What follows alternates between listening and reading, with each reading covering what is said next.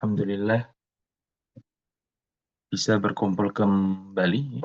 Alhamdulillah kita bisa berkumpul kembali di pengajian, pengajian tentang sejarah kepenulisan Al-Quran. Alhamdulillah kita diberikan kesehatan oleh Allah Subhanahu wa Ta'ala yang dapat mengumpulkan kita pada pagi hari ini untuk kembali untuk mempelajari kitab sejarah kepenulisan Al-Quran. Karena hidayah atau nikmat yang paling besar yang Allah berikan kepada kita adalah salah satu nikmat untuk terus talabil ilm atau terus untuk mencari ilmunya Allah Subhanahu wa taala. Baik, kita akan lanjut di halaman yang kemarin ya, di yakni al-Ishkal ats-tsalis. Ya, masih membahas tentang Ishkal ats-tsalis. Nanti saya jelaskan apa itu Ishkal ats-tsalis. Silakan semuanya dibuka di halaman 17 kitabnya masing-masing. Baik. Di sini ini masih apa namanya? Masih menjelaskan tentang iskal atau permasalahan-permasalahan yang diutarakan oleh para kaum musyrikin, para kaum orientalis, para kaum yang tidak menyukai tentang agama Islam kepada agama Islam itu sendiri.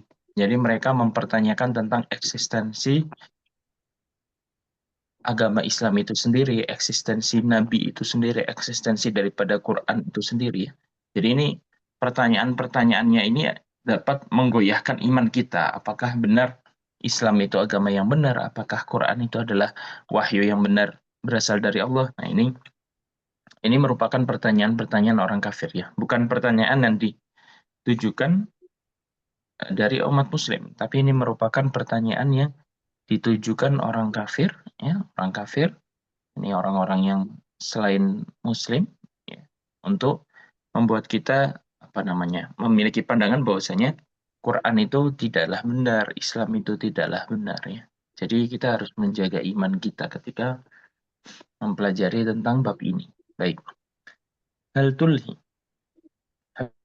هل تلهى عنه رسول الله صلى الله عليه وسلم وهو على علم بأن القرآن خاتم الكتاب خاتم الكتب كما أنه خاتم الأنبياء وإن كان تفرط في حفظه وتدوينه وحصل فيهم شيء من تقديم أو تأخير أو تبديل أو تحريف فهو خزي الأبد حيث لا يأتي بعده كتاب يهدي الناس إلى الرشد ويصلح ما فسد من أمرهم ويذكرهم بما نسوا من كتاب ربهم. Ini artinya apakah Rasulullah Shallallahu Alaihi Wasallam itu dilalaikan? Ya, apakah Rasulullah Shallallahu Alaihi Wasallam itu dilalaikan? Padahal beliau itu harusnya tahu, harusnya mengetahui bahwasanya Quran itu merupakan kitab yang terakhir atau penutup daripada kitab-kitab setelah datangnya Taurat, Zabur, dan Injil. Seperti halnya beliau juga tahu bahwasanya beliau adalah Khatamul Anbiya, ya, penutup dari para nabi. Wa in kana, jikalau ada suatu kelalaian dalam menjaga Al-Quran itu sendiri dan membukukan daripada Al-Quran itu sendiri, dan terjadi di dalam Al-Quran itu sesuatu dari mendahulukan ayatnya atau menakhirkan, au tabdilun atau menggantikan, au tahrifin merubah, bahwa khizyul abad itu tentu merupakan suatu hinaan atau celaan yang luar biasa.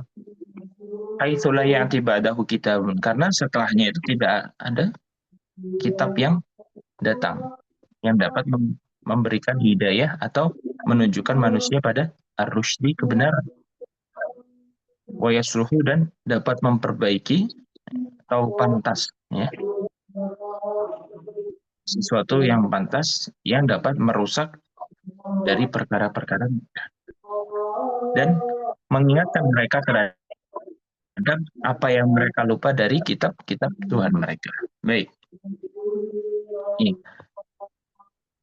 untuk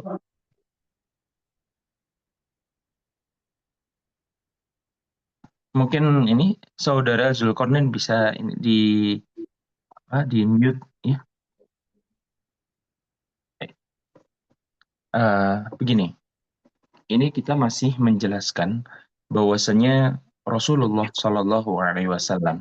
Kalau misalnya kenapa Rasulullah itu tidak menyuruh atau tidak memerintahkan para sahabatnya untuk segera menulis Al-Quran itu pada zaman Rasulullah dan membukukan Al-Quran itu pada zaman Rasulullah. Ya. Nah, ini pertanyaan dari orang-orang kafir. Kenapa Rasulullah tidak memerintahkan mereka untuk menulis? Ya, padahal sudah jelas ya alasannya bahwasanya waktunya sangat sangat mepet dan Rasulullah itu sudah pernah menyuruh untuk menulis, cuma belum sempat dibukukan karena kenapa? Karena waktunya yang sangat mepet. Nah, ini ada pertanyaan, kalau Rasulullah Shallallahu Alaihi Wasallam itu tahu ya tahu bahwasanya Al-Quran itu kitab yang terakhir, tidak ada kitab apa lainnya yang dapat memberikan hidayah kepada para manusia kecuali Al-Quran. Sebagaimana dia tahu bahwasanya dia adalah Rasul yang terakhir. Kenapa saat itu Rasulullah Shallallahu Alaihi Wasallam tidak memerintahkan dibuka di halaman 17? Ya, kenapa Rasulullah tidak memerintahkan untuk menulis Al-Quran? Ini pertanyaan yang sebenarnya kita sudah tahu jawabannya ya. Mereka itu mengatakan seperti ini ya tujuannya adalah untuk menggoyahkan keimanan kita saja. Jadi jangan terpengaruh ya. Nah, karena mereka juga mengatakan bahwasanya kalau kalau misalnya Rasulullah tidak menyuruh atau tidak memerintahkan kita untuk segera menulis Al-Qur'an, ya mungkin saja ada perubahan di tengah-tengah perjalanan ketika ditulis oleh para sahabat. Ya, mungkin saja nanti ada yang ayat yang diakhirkan, ada yang diawalkan. Nah, ini tentu merupakan suatu fitnah, ya, suatu fitnah yang ditujukan kepada Rasulullah Shallallahu Alaihi Wasallam. Rasulullah Shallallahu Alaihi Wasallam sudah memerintahkan kepada para sahabat bahwasanya Quran itu ayatnya, eh, misalnya ayat yang pertama seperti ini, setelahnya seperti ini, seperti ini. Kemudian setelah surat Al-Baqarah nanti ada surat ini setelahnya. Ya, jadi sebenarnya hal tersebut sudah diperintahkan Rasulullah dan sudah diajarkan kepada para sahabat. Ya. Akan tetapi, karena ada alasan yang sangat urgent bahwasanya Quran itu ya ditulis atau dibukukan ketika menunggu ketika sudah selesai sempurna. Sedangkan Quran itu turun dari Jibril alaihi salam kepada Rasulullah Shallallahu alaihi wasallam itu baru ketika Rasulullah Shallallahu alaihi wasallam itu mau mau wafat.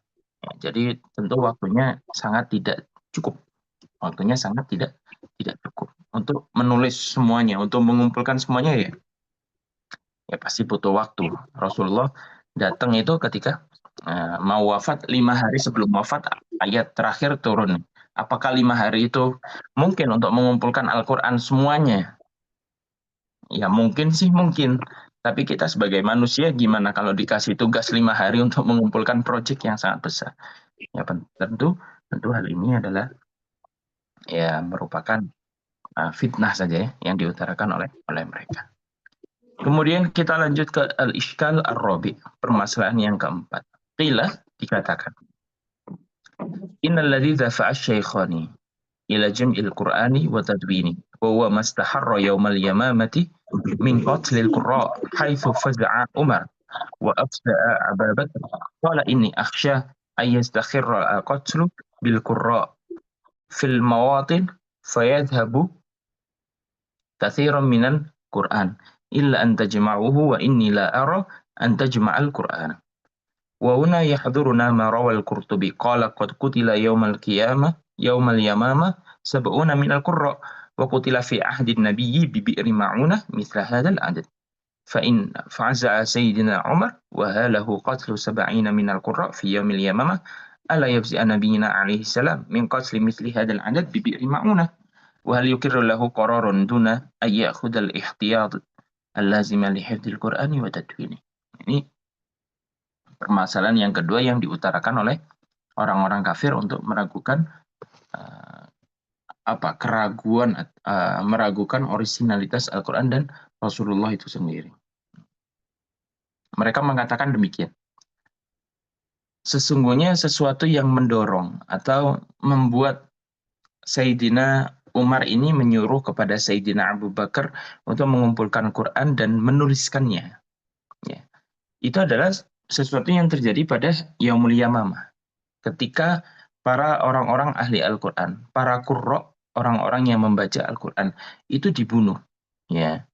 70 orang ketika itu dibunuh. Akhirnya membuat terkejut Sayyidina Umar. Nah, kalau Quran ini tidak ditulis, segera ditulis, tentu Al-Quran ini akan hilang. Ya. Kalau Al-Quran ini tidak dikumpulkan, Al-Quran ini akan hilang. Akhirnya membuat koror atau membuat bingung Sayyidina Umar sendiri. Ya, kemudian beliau mengajukan itu kepada Sayyidina Abu Bakar. Bagaimana kiranya kalau misalnya kita mengumpulkan Al-Quran sebelum para orang-orang yang hafal Quran itu meninggal di medan peperangan. Akhirnya dia meminta kepada Sayyidina Abu Bakar untuk memikirkan hal ini kembali. Akhirnya kedua orang ini sepakat. Kedua orang ini sepakat untuk mengumpulkan Al-Quran. Di dalam hadis yang diriwayatkan oleh Imam Qurtubi, ya, ketika hari Yaumul Yamamah itu meninggal 70 orang daripada Qurra. Ya. Begitupun pada zaman Nabi Shallallahu Alaihi Wasallam.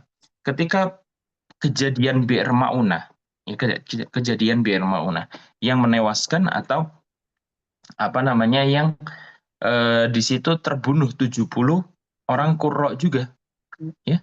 70 orang Qurra juga itu terbunuh pada zamannya Nabi. Ya. Jadi mereka bertanya, bagaimana bisa ya kalau misalnya hal itu membuat terkejut Sayyidina Umar atau Sayyidina Abu Bakar, kenapa Nabi saat itu juga tidak terkejut? Ya, padahal kalau misalnya Sayyidina Umar melihat kejadian Bi'r Ma'unah ini harusnya biasa saja. Kan kejadian itu sudah terjadi pada zaman Nabi. Ketika Nabi masih ada, banyak qurra yang sudah terbunuh, tapi Nabi tidak langsung mengumpulkan Al-Quran. Tapi kenapa ketika kejadian Yaumul Yamamah, ini kok membuat terkejut Sayyidina Umar? Kenapa kok sampai segitunya Sayyidina Umar melihat kejadian ini? Padahal kalau bisa, ya, Sayyidina Umar melihatnya sebagai sesuatu yang harusnya biasa. Nabi juga karena melihat 70 sahabatnya terbunuh, Qurra itu terbunuh, ya itu Nabi tidak langsung mengumpulkan Al-Quran, tapi kenapa ketika Yaumul Yamamah 70 Qurra terbunuh langsung Sayyidina Umar pengen ngumpulin untuk maksudnya untuk mengumpulkan Al-Quran. Nah, ini yang membuat bingung orang-orang kafir itu, kenapa gitu ya. Harusnya bertingkahnya biasa saja, nggak usah yang sampai kaget banget Sayyidina Umar terhadap pembunuhan tersebut, karena itu sudah terjadi pada zaman Nabi Shallallahu Alaihi Wasallam. Begini,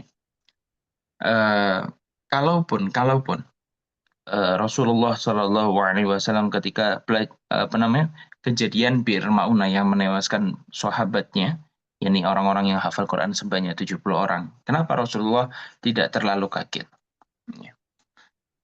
Semua sesuatu yang terjadi di dalam dunia ini semuanya sudah ditakdirkan oleh Allah Subhanahu wa taala. Ya. Semua kejadian kematian itu sudah ditetapkan kapan dia akan meninggal. Itulah yang membuat Rasulullah Shallallahu Alaihi Wasallam tidak terlalu kaget. Secara manusiawi, tentu Rasulullah sedih dengan pembunuhan yang terjadi pada para sahabatnya, Qurra.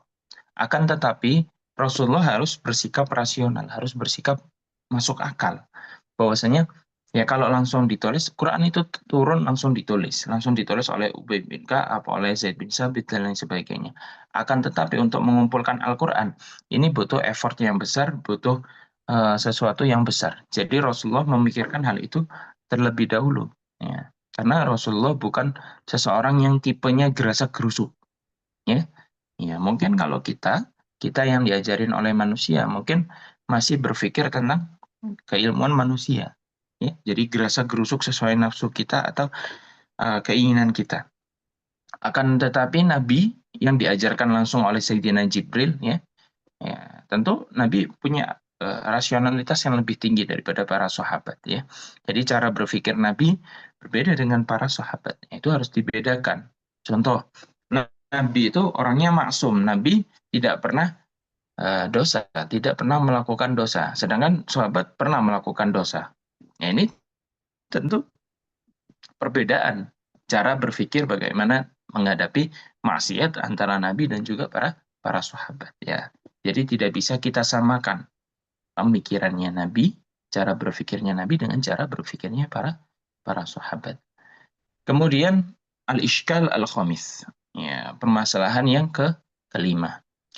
Hal syugila Rasulullah sallallahu alaihi wasallam an jam'il Qur'ani wa tadwini ma'a annahu bu'itha bil Qur'an wa ba'atha li ajlil Qur'an wa ma 'asha illa al Qur'an ولذلك نراه عليه الصلاة والسلام لم يلبث بعد اكتمال نزول القرآن إلا قليلا حتى ودع الناس ولحق بالرفيق الأعلى فإذا كان القرآن غاية غاياته وأوجب واجباته وأهم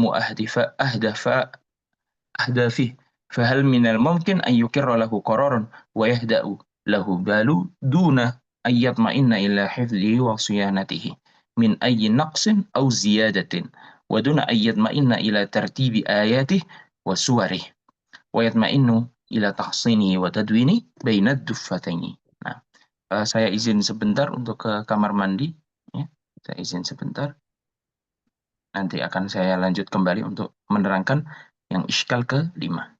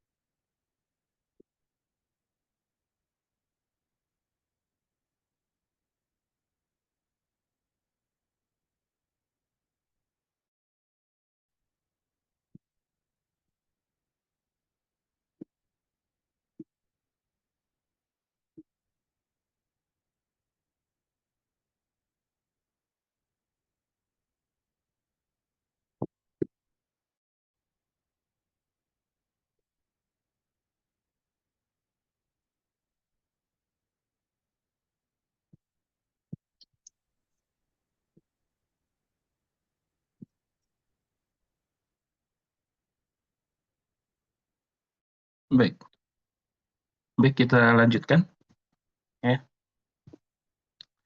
Al-Ishkal al-Khamis ya. Ini permasalahan yang kelima yang diutarakan oleh orang-orang kafir, orang-orang yang tidak menyukai Islam kepada Rasulullah Shallallahu Alaihi Wasallam dan juga tentang Al-Quran ya. Apakah Rasulullah itu dibuat sangat sibuk ya? Apakah Rasulullah ini sangat sibuk sehingga tidak memikirkan untuk mengumpulkan Al-Quran ya dan juga membukukan Al-Quran itu sendiri. Padahal Rasulullah Shallallahu Alaihi Wasallam itu diutus untuk menyebarkan Al-Quran dan diutus juga untuk tujuannya Al-Quran dan tidaklah beliau hidup kecuali untuk Al-Quran. Oleh karena itu kita melihat Rasulullah Shallallahu Alaihi Wasallam itu tidaklah tinggal lama atau kita hanya melihatnya beberapa saat setelah sempurnanya turunnya Al-Quran kecuali sedikit saja. Maksudnya ketika sudah selesai turun Al-Quran itu 5 hari setelahnya Rasulullah itu wafat. Sehingga beliau berpisah kepada para manusia, maksudnya para sahabat. Dan bertemu birrafiqil a'la, maksudnya bertemu dengan Allah. Kalau misalnya Quran itu adalah tujuan dari Rasulullah Shallallahu Alaihi Wasallam yang paling utama dan merupakan kewajiban yang paling wajib baginya, kemudian merupakan suatu apa tujuan yang paling penting bagi dirinya, apakah boleh, apakah mungkin ya ia menetapkan suatu keputusan ya dan pikirannya ini menjadi tenang, pikirannya pun menjadi tenang tanpa ada keyakinan untuk menjaganya dan membukukannya ya. Padahal beliau tahu bahwasanya kejadian-kejadian di umat-umat yang lalu itu kalau misalnya nggak dibukukan ya, dibukukan saja ada pengurangan, ada penambahan seperti yang terjadi pada Injil. Nah, bagaimana mungkin beliau merasa tenang kalau misalnya Quran ini belum dibukukan ya, mungkin saja ya waduna ayat maina ila tartibi ayati waswari. Bagaimana mungkin beliau bisa tenang kalau misalnya beliau belum menertibkan ayat-ayat Quran dan surat-surat Al-Quran ya. Nah, ini merupakan apa namanya? Ya, sama. Merupakan pemikiran orang-orang kafir bagaimana bisa ya seorang Rasulullah Shallallahu Alaihi Wasallam ini tidak memikirkan tentang Al-Quran itu sendiri. Padahal beliau ini ya hidupnya ditujukan untuk Al-Quran. Kemudian beliau juga tidaklah diutus kecuali untuk menyebarkan Al-Quran. Ya, bagaimana bisa tidak memperhatikan hal tersebut kata kata mereka. Ya, padahal apa namanya? Beliau ini kan harusnya sudah tahu apa yang terjadi pada umat-umat terdahulu ya, seperti umat Kristiani ya, itu mereka sudah membukukan Injil, tapi ya dirubah. Taurat dirubah. Bagaimana kalau misalnya sahabat ini merubah ayat-ayatnya? Bisa mengurangi atau menambahi seperti yang terjadi pada umat-umat terdahulu. Nah, ini itu yang mereka takutkan, itu yang mereka khawatirkan sehingga apa namanya? Mereka membuat pernyataan atau statement seperti ini. Al-Ishkal al-Asadis, ya. Iskal permasalahan yang keenam. Illam yastati' Rasulullah sallallahu alaihi wasallam ay yajma'al Qur'ana wa yurattibuhu wa yudawwinuhu baina duffataini fi hayati. Fama alladhi mana'ahu minal wasiyati bi jam'ihi wa tadwinihi ba'da wafati kama wassa bi umurin katsirah. Mithalah taysiri jaishin Usamah. Tasyiri jaishi Usama haitsu kana yuraddad wa huwa fil ramqil akhir min hayati anfidhu jaisha Usama wa kama wassa bil ihsani ila al ansar haitsu qala alaihi salam fi khutbati qabla wafati ya ma'syaral muhajirin istausu bil ansari khairan innahum kanu aibatil lati utiyat ilaihim fa'asinu ila mahasinihim wa tajawazu an masiihim wa kama wassa bisaddi kulli khawkhah ila khawkhati Abi Bakar haitsu qala inna amanna an-nas alayya fi badanihi wa dinihi wa dhata yadihi Abu Bakar walau kuntum muttakhidan qalilan lattakhadtu Abu Bakar khalilan walakin ikhwatal Islam satu kulla khawkhah fil masjid illa qawhati Abi Bakar. فإن وصى رسول الله صلى الله عليه وسلم بتلك الأمور وغيرها في حين وفاته فأي شيء يمنعه من الوصية بجمع القرآن وتدوينه وهو أكبر همومه وأوجب واجباته وغاية غاياته. Ini iskal atau permasalahan yang keenam yang diutarakan oleh para umat-umat Kristiani tersebutnya. Kalau misalnya Rasulullah Shallallahu Alaihi Wasallam itu tidak mampu untuk mengumpulkan Al-Quran, ya, tidak mampu untuk menertibkan atau mengurutkan Al-Quran dan membukukan Al-Quran baina dufatain. Dufatain itu apa? Dufatain itu maksudnya begini. Ini ya sampul yang pertama, ya, terus kemudian ada sampul yang kedua. Antara mengumpulkan Al-Quran di dalam dua sampul ini namanya dufatain. Ya, ini namanya dufatain. Antara dua sampul ini namanya dufatain. Ya. Ya, kalau Rasulullah Shallallahu Alaihi Wasallam itu tidak mampu untuk mengumpulkan Al-Quran baina dufatain, ya, di dalam kehidupannya, maka apa sesuatu yang mencegah Rasulullah Shallallahu Alaihi Wasallam untuk sekedar wasiat saja? Kenapa Rasulullah Shallallahu Alaihi Wasallam tidak mewasiatkan kepada para sahabat untuk mengumpulkannya? Ya, ya, itu yang ditanyakan orang kafir. Kenapa Rasulullah tidak memerintahkan atau mewasiatkan untuk mengumpulkan Al-Quran, ya, kepada para sahabatnya? Ya, dan juga mengumpulkan atau membukukan Al-Quran itu setelah wafatnya. Seperti halnya Rasulullah itu banyak mewasiatkan banyak perkara, ya, seperti mengelolanya bala tentaranya Usamah bin Zaid. Nah, itu Rasulullah saja memperhatikan hal tersebut gitu. Terus kemudian mewasiatkan untuk berbuat baik pada kaum Ansor gitu ya. Itu juga Rasulullah memperhatikan hal tersebut. Kemudian Rasulullah mewasiatkan untuk tetap berpegangan kepada Sayyidina Abu Bakar itu juga Rasulullah lakukan kepada para sahabat. Kenapa Rasulullah tidak mewasiatkan kepada sahabat untuk melakukan hal yang serupa? Maksudnya mewasiatkan hal serupa adalah mewasiatkan untuk mengumpulkan Al-Quran dan membukukannya. Kenapa Rasulullah tidak melakukan? Nah, ini sebenarnya ya pertanyaan-pertanyaan dasar simpel yang diajukan oleh orang kafir, tujuannya adalah untuk meragukan originalitas atau keaslian Al-Quran dan juga meragukan dari Rasulullah Shallallahu Alaihi Wasallam itu sendiri. Ya. Ini kenapa Rasulullah tidak mewasiatkan itu kepada para sahabat. Kalau Rasulullah itu tahu bahwasanya Quran itu merupakan sesuatu yang paling besar dari keinginannya dan merupakan paling wajib daripada kewajiban-kewajibannya, dan salah satu tujuan yang paling tinggi baginya adalah menyebarluaskan Al-Quran. Ya, itu kenapa tidak dilakukan gitu ya, kata mereka. Kemudian al-ishkal as-sabi', ya, permasalahan yang ke-7. Laqad wassa al-muslimina rasuluhum sallallahu alaihi wasallam fi khutbatil wada' bitamassuki bi kitabillah. Haitsu qala ayyuhan nas inni qad taraktu fikum ma in akhadtum bihi lam tadhillu kitaballah fa'malu bihi. Fahal yatasawwar ayyusiyal muslimina rasuluhum bitamassuki bil kitab wa tadbiquhu fi hayatihim wa la yu'na bijam'ihi wa tartibihi wa tadwinihi hatta yamna'a az-zamanu ay yatatarraqa ilaihi bi syai'in wa hatta yaj'aluhu bidzalika fawqa az-zaman. Ini permasalahan yang ketujuh. Permasalahan yang ketujuh.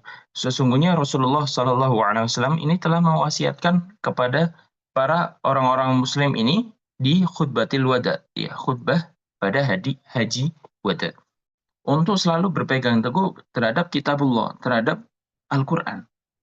Nah, dengan perkataan beliau, ayyuhan nas, wahai para manusia, sesungguhnya aku sungguh tinggalkan bagi kalian, ya, sesuatu yang mana kalau kalian mengambil itu dariku, kalian tidak akan tersesat sama sekali.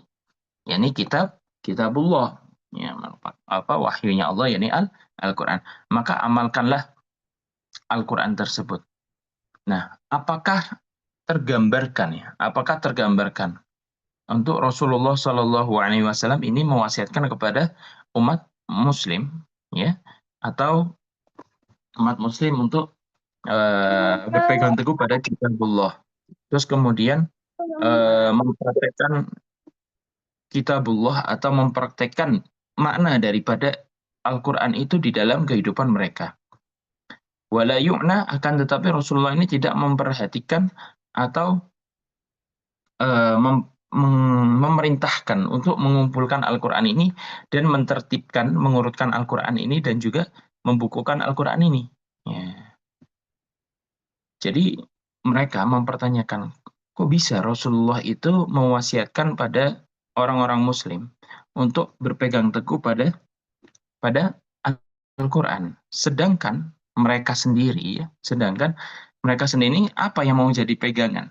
Ya, kalau misalnya mereka ini tidak hafal Al-Quran, terus kemudian Al-Quran yang nggak ada pada zaman mereka, terus bagaimana mereka bisa mempelajari Al-Quran untuk eh, mempraktekkan Al-Quran itu di kehidupan mereka, sedangkan mereka nggak punya Al-Qurannya. Bagaimana mereka bisa berpegang teguh pada Al-Quran, padahal mereka nggak ada Al-Qurannya. Ini ditanyakan oleh orang-orang kafir kepada Nabi kita. Bagaimana kok bisa Rasulullah itu mewasiatkan hal tersebut, sedangkan kita nggak punya kitabnya. Terus para sahabat juga belum belum untuk belum punya kitabullah itu sendiri yang ditulis. Ini bagaimana? Kemudian iskal atsamin ya. Jadi permasalahan-permasalahan yang diajukan atau ditanyakan oleh orang-orang kafir melalui mu'allif ini ya merupakan pertanyaan dasar yang tentunya ada jawabannya setelah iskalat ini selesai ya. Nanti ada jawabannya satu persatu. Nggak apa-apa, ini yang penting teman-teman semuanya tahu bahwasanya bagaimana cara berpikirnya orang-orang orientalis atau orang-orang mustasyrikin terhadap Al-Quran. Ya. Ya, terus kemudian bagaimana pendapat atau pandangan mereka terhadap Nabi Muhammad SAW? Apakah mereka ini berpikirnya positif, apakah negatif? Ya. Al-Ishkal Atsamin, ya, permasalahan yang nomor 8. In kana al-Qur'anu lam yudawwan ba'd. Wara'a Abu Bakar wa Umar darurata تدوينه فهل يسند هذا الأمر الخطير العظيم إلى شخص واحد يتولاه فالأمر كان جلالا وكان خطيرا جدا خطير وكان يتطلب أن يجمع له السابقون الأولون ويجمع له الأنصار والمهاجرون بل يجمع له المسلمون كلهم ثم تشكل لجنة تضم ناسا يكونون موضع ثقة وتقدير عند الجميع وهم ينجزون هذا العمل العظيم بتعاون الجميع حتى يكون ذلك عملا جماعا ولا يكون عملا فرديا فإن العمل الفردي مهم مهما أجيد وأتقن فلن يكون كالعمل الجماعي في دقته وجودته ولن ينال ثقة الجميع. Kalau misalnya Quran ini belum pernah ditulis sebelumnya, belum pernah dibukukan sebelumnya, kemudian Abu Bakar dan Umar ini melihat sesuatu yang penting untuk menuliskan Al-Quran ini sendiri. Terus kemudian apakah perintah ini disandarkan atau dipasrahkan ya kepada satu orang, yakni Zaid bin Sabit yang mengurusnya? Apakah yakin mereka itu kepada cuma satu orang yang mengurus tentang kepenulisan Al-Quran ini? Padahal ini merupakan sesuatu yang sangat urgent, sangat besar, merupakan sesuatu yang bisa saja memiliki khotir atau bahaya, gitu ya. Karena ini sesuatu yang berhubungan langsung dengan kalamullah, ya, sesuatu yang sangat urgent. Kok bisa cuma diserahkan pada satu orang, yakni Zaid bin Sabit? Ya. Apakah mereka ini yakin sekali dengan Zaid bin Sabit? Karena perkara yang sangat mulia ini, perkara yang sangat besar ini, mengandung banyak bahaya, ya, yang mana diminta atau diserahkan kepada sabiqunal awwalun, orang-orang yang terdahulu masuk Islam, ini juga diserahkan pada mereka, ya, juga diserahkan kepada Ansor dan Muhajirun, dan diserahkan pada orang-orang Muslim seluruhnya. Kenapa tidak dipilih lajnah, ya? Kenapa tidak dipilih suatu lajnah yang berisikan orang-orang cerdas, orang-orang pandai, orang-orang sikoh? Ya. Sikoh di sini uh, kalau misalnya kita merujuk pada keilmuan mustalah hadis, thiqah ini adalah orang yang orang yang pertama udul, yakni orang-orangnya balik, akil, walam yaf'al kabiratan, terus kemudian walam yusiru ala shaghair wa yahfadu muru'atahu. Yang pertama harus balik, terus kemudian akil, cerdas, kemudian tidak pernah melakukan maksiat yang terang-terangan dan besar. Kemudian tidak pernah berbangga atau meremehkan perkara maksiat yang kecil, kemudian menjaga muruah atau harga dirinya, marwah. Ya. Terus kemudian thiqah ini juga harus memperhatikan tentang kecerdasan hafalannya. Hafalannya sangat kuat. Kenapa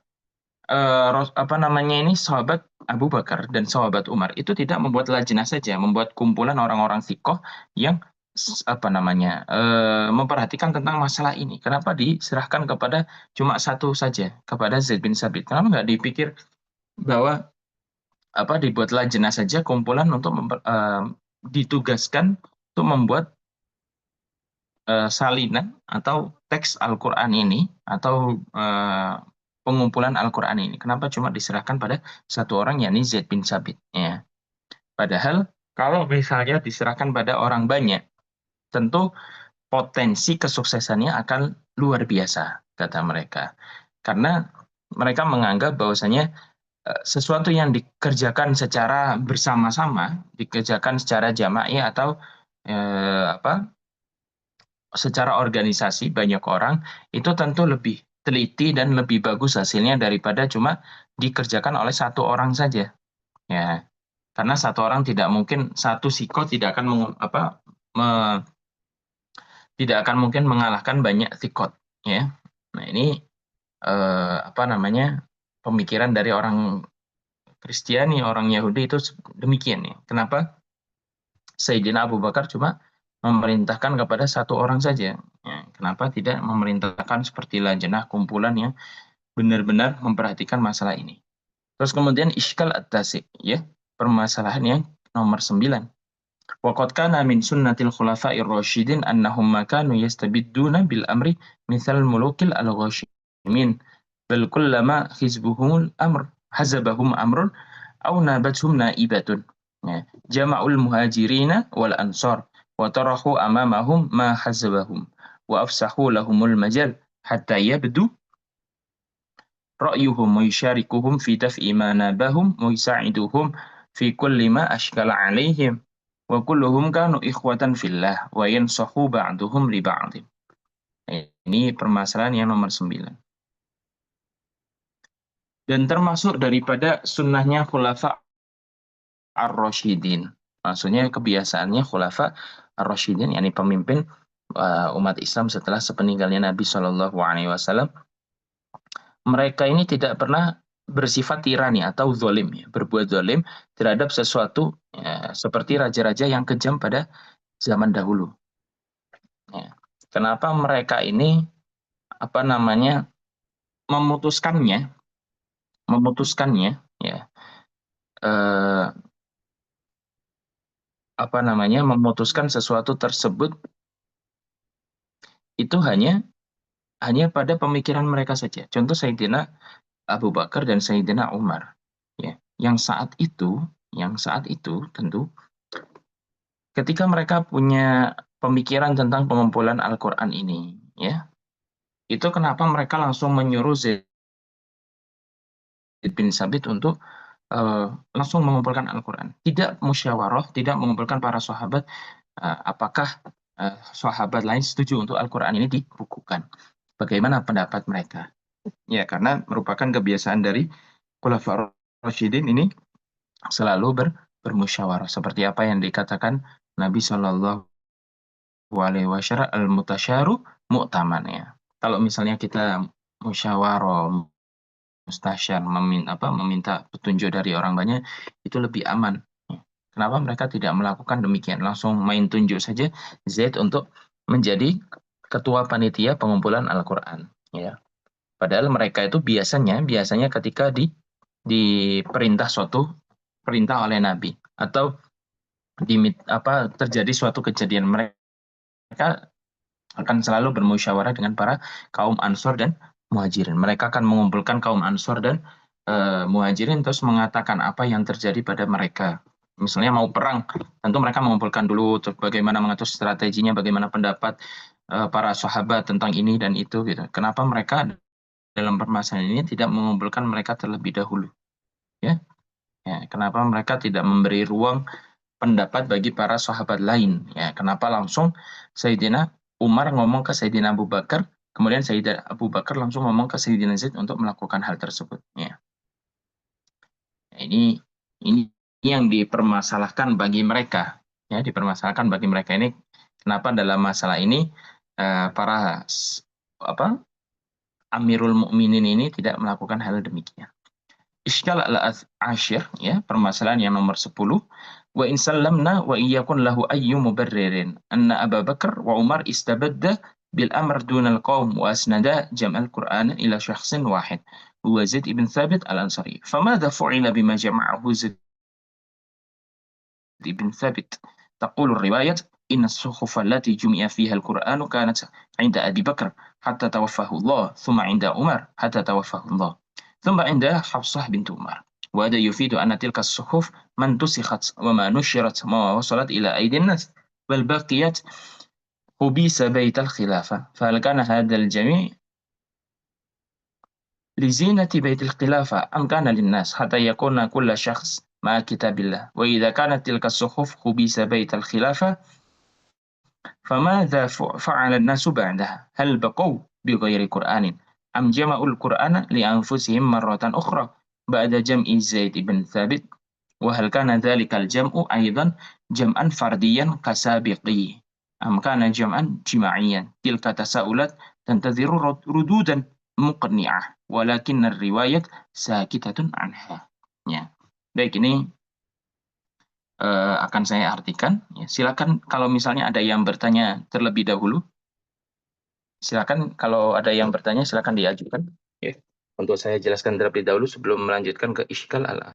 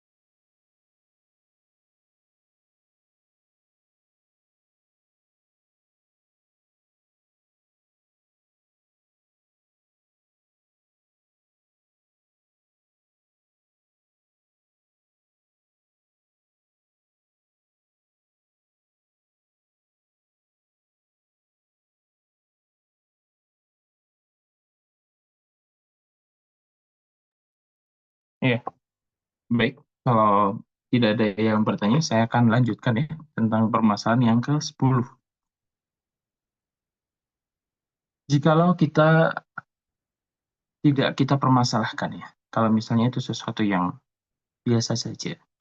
Wa illam yakun lahu ayyu mubarririn. Kalau misalnya tidak ada lagi pembantahan, maksudnya sesuatu yang harus dibantah setelahnya. Kemudian bahwasanya Abu Bakar dan Sayyidina Utsman ini memulai dengan sesuatu tanpa musyawarah dengan para kaum, maksudnya dengan para sahabat Muhajirin dan Ansar. Kemudian menyerahkan ya si Sayyidina Abu Bakar dan Sayyidina Umar ini menyerahkan kepada para orang-orang tersebut untuk mengumpulkan Al-Qur'an kepada Zaid ibn Sabit saja ya. Terus kemudian apa yang dilakukan dengan sesuatu yang sudah dikumpulkan oleh Zaid bin Sabit? Setelah Sayyidina Abu Bakar dan Sayyidina Utsman ini menyuruh Zaid bin Sabit untuk mengumpulkan Al-Qur'an. Terus apa yang terjadi dengan apa yang dikumpulkan oleh Zaid bin Sabit ini? Ya, kumpulan Al-Qur'an yang dilakukan oleh Zaid bin Sabit ini gimana bentuknya? Terus bagaimana keadaannya? Ya, itu apa yang terjadinya? Beberapa riwayat itu mengatakan bahwasanya suhuf atau lembaran-lembaran yang dikumpulkan oleh Zaid bin Sabit itu berada di rumahnya Sayyidina Abi Bakar sampai beliau itu wafat. Kemudian dibawa oleh Sayyidina Umar sampai beliau wafat. Sehingga dibawa oleh Hafsah bintu Umar, yakni salah satu istri Rasulullah Shallallahu Alaihi Wasallam ketika Sayyidina Umar wafat. Hal ini memberi arti, memberitahu kepada kita bahwasanya lembaran-lembaran tersebut itu tidaklah hilang. Wa ma nusyirat dan tidak pernah disebarluaskan jumlahnya. Wa ma wasalat ila aidin nas dan tidaklah sampai pada tangan-tangan manusia. Maksudnya tidak tersebar kepada para manusia. Apa yang ditulis atau Al-Quran yang ditulis oleh Zaid bin Sabit. Akan tetapi tetap terjaga dan hanya dipegang di rumah khilafah saja. Apakah suhuf tersebut atau lembaran-lembaran yang ditulis oleh Zaid bin Sabit itu cuma untuk perhiasan rumah khilafah saja? Apakah itu ditujukan untuk para para orang-orang lain? Ya, maksudnya sahabat-sahabat lain. Kenapa hanya cuma berdiam di rumahnya para khilafah? Kenapa tidak disebarluaskan?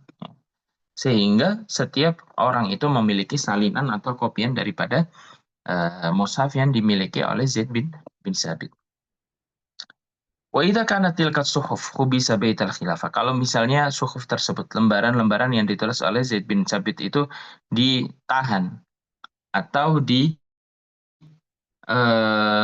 cuma berdiam di rumahnya khilafah. Terus apa yang dilakukan oleh para manusia setelah itu? Bagaimana mereka bisa membaca Al-Quran? Hal baqau bi ghairi Quran? Apakah mereka ini hidup tanpa memiliki mushaf Quran sama sekali?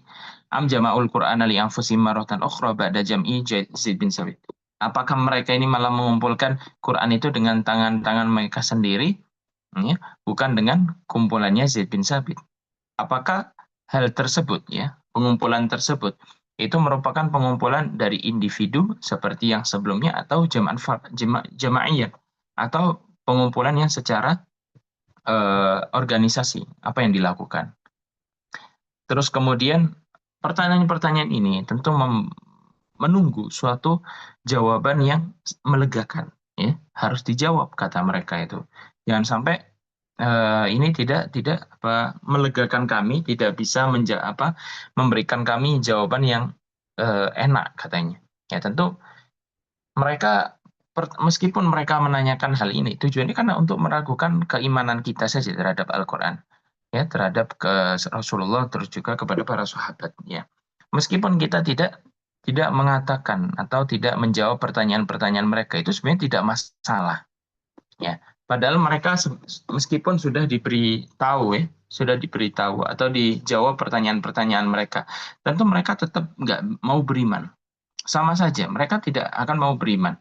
Yang ada mereka akan membuat terus pertanyaan-pertanyaan yang tujuannya adalah membuat kita pusing, membuat kita ragu dengan keimanan kita dan terhadap kitab-kitab kita, yakni Al-Quran. Ya, jadi tidak usah diambil pusing kalau ada orang non-Muslim yang bertanya demikian, itu mereka sebenarnya bukan butuh jawabannya. Tapi mereka emang butuh untuk menyesatkan kita, untuk membuat kita itu ragu terhadap apa yang kita miliki, yakni Al-Quran. Ya. Walakin riwayat sakitatun anha katanya. Ya. Akan tetapi banyak riwayat itu tidak menjawab pertanyaan-pertanyaan kami. Ya. Yang memang seperti itu ya. Baik. Al-Ishkal al-Hadi Asyar, permasalahan yang nomor 11. وما قصد زيد بن ثابت حينما قال حتى وجدت من سورة التوبة آيتين مع خزيمة الأنصاري لم أجدهما مع أحد غيري.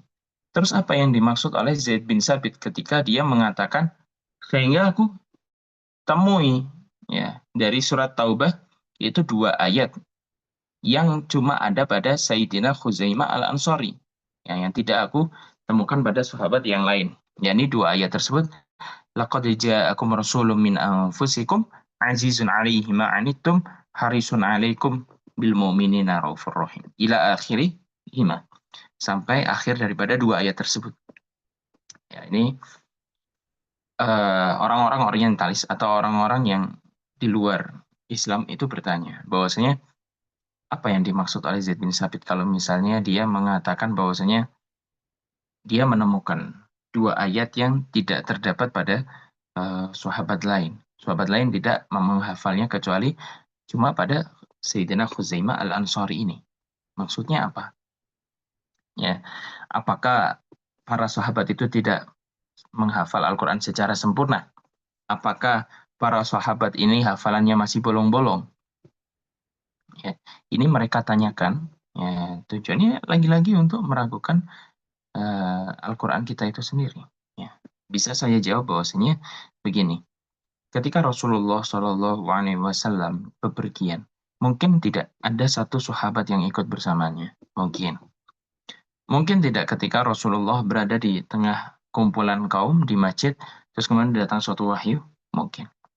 Mungkin tidak ketika Rasulullah berjalan sendiri dengan misalnya Sayyidina Khuzaimah untuk pergi ke tempat atau pergi ke suatu tempat. Beliau bersama dengan Sayyidina Khuzaimah saja. Terus kemudian turun ayat dan diberitahukan kepada Sayyidina Khuzaimah. Mungkin. Jadi Rasulullah itu tidak tahu kapan wahyu itu datang. Ya, tidak bisa memilih kapan wahyu itu datang. Tentu Rasulullah Shallallahu Alaihi Wasallam intinya setiap ada wahyu yang turun, beliau memerintahkan siapapun sahabat yang ikut bersamanya untuk menulis Al-Quran. Ketika Rasulullah Shallallahu Alaihi Wasallam melakukan perjalanan dengan Sayyidina Khuzaimah dan turun ayat, laqad ja'akum rasulun min anfusikum, disitulah Sayyidina Khuzaimah yang menulis Al-Quran. Jadi nggak semuanya sahabat ini mengetahui ada ayat laqad ja'akum karena ya yang tahu yang wahyu itu turun bersama dengan Nabi ya hanya Sayyidina Huzaimah. Ya, ini memungkinkan, sangat-sangat memungkinkan. Terus kemudian kalau wahyu itu turun ketika Rasulullah Shallallahu Alaihi Wasallam dakwah di tengah-tengah manusia atau di tengah masjid, ya tentu semuanya banyak yang tahu ayat itu. Ya karena Rasulullah bersama dengan banyak para sahabat. Ya, jadi tidak usah perlu pusingkan atau diperdebatkan tentang masalah ini ya karena masalah ini hanya lahir ya tujuannya untuk kita sebagai umat muslim itu diragukan ya diragukan akan keimanan kita terhadap Al-Qur'an ya membuat kita ragu membuat kita tidak percaya dengan Al-Qur'an ya. Tadi tidak perlu diperdebatkan sekali tentang masalah ini ya karena kalau misalnya kita terlalu dalam membahas ini tentu akan membuat kita pusing sendiri dan membuat kita bertanya-tanya seperti halnya orang kafir yang bertanya tentang agama agama kita ya baik silahkan saya buka apa namanya majel atau kesempatan untuk bertanya kembali bagi teman-teman ya di sisa waktu ini sekitar mungkin 2 menit lagi sebelum saya akhiri.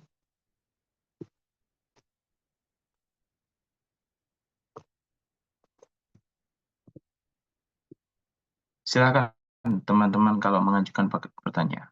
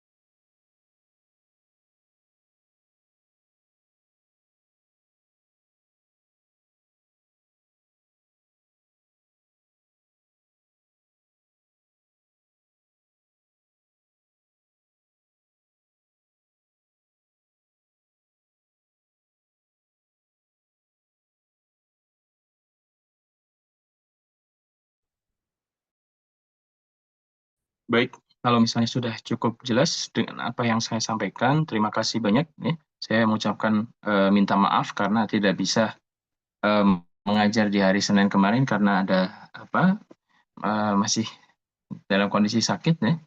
Jadi tidak bisa mengajar terlebih dahulu ya. Insya Allah kita lanjutkan di Senin yang akan datang ya. Terima kasih banyak. Ya, terima kasih banyak telah hadir di kesempatan pada pagi hari ini. Kurang lebihnya saya mohon maaf. Wabillahi taufiq wal hidayah. Assalamualaikum warahmatullahi wabarakatuh.